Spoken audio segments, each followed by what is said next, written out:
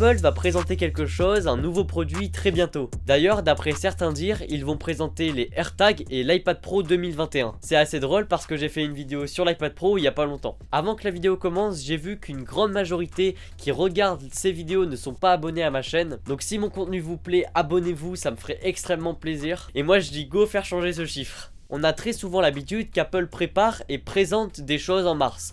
L'année dernière c'était l'iPad Pro 2020 et donc cette année ce serait l'iPad Pro 2021 et les AirTags qu'on attend depuis très longtemps. On en entend parler depuis des mois et Apple ne les a toujours pas présentés. Rapidement, les AirTags ce sont des petits trackers que vous mettez sur vos objets que vous ne voulez pas perdre, logique. Et à la manière de localiser, vous savez c'est l'application qui permet de localiser son iPad, son iPhone ou son Mac. Et ben ces AirTags apparaîtront dans cette application avec un nom, par exemple si vous voulez pas perdre, je sais pas, un sac à main, vous le mettez dedans et vous dites sac à main et vous pouvez le faire sonner.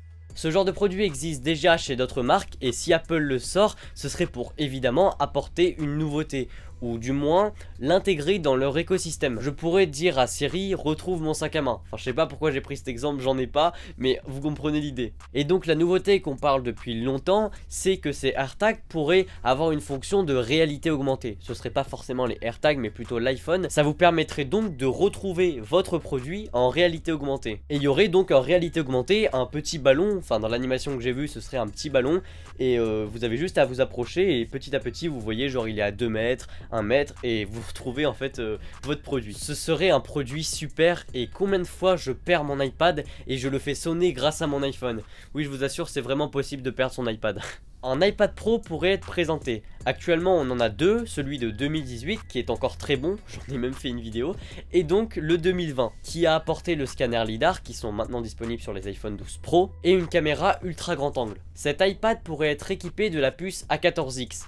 Et connaissant la puissance de la puce A14 et celle de l'A12X, ce produit serait juste une machine de guerre. Le design ne serait pas trop changé, mais il serait équipé de la 5G. Assez particulier, mais c'est vrai que c'est un produit qui est très portable, et donc on a envie de le transporter partout et de capter une si bonne connexion partout. Au niveau de l'écran, on est encore un peu dans le doute. Certains pensent qu'on aura un écran mini LED et d'autres un écran OLED. Je rappelle que les écrans aujourd'hui des iPad Pro sont juste incroyables, donc que ce soit du mini LED ou de l'OLED, ce sera que meilleur. Cet iPad devrait garder Face ID. On a vu que l'iPad Air a conservé son ancien Touch ID, mais il est placé sur le côté. Il fonctionne très bien, mais on ne devrait pas le trouver sur cette tablette.